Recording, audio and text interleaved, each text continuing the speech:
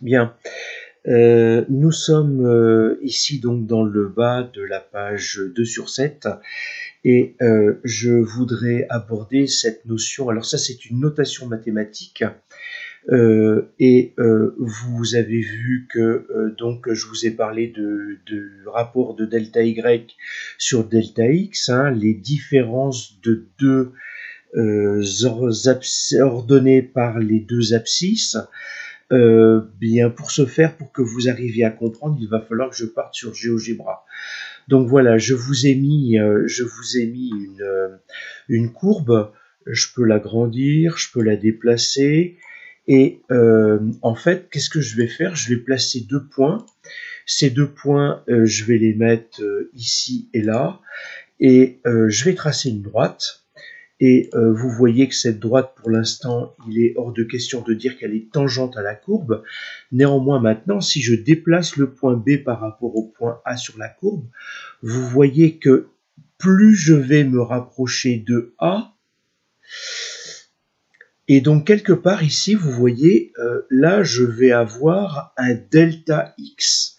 Mais si cette différence, je la fais infinitésimale, c'est-à-dire que là, j'ai une courbe, mais cette partie de courbe, on peut considérer que c'est une droite. Mais en fait, vous voyez que plus la différence entre les points va être infinitésimale, et bien plus je vais considérer que je vais avoir une droite réelle par rapport à la courbe. Et bien, cette notation que vous avez ici du d de f sur d de x, ou d de y, petit d de y sur petit d de x, c'est cette idée-là qu'on a. Alors vous, cette valeur de f' de x, vous allez l'obtenir directement sur votre calculatrice, ou alors vous allez l'avoir par lecture graphique.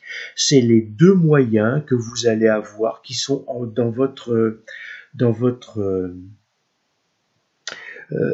escarcelle, je dirais. Le YK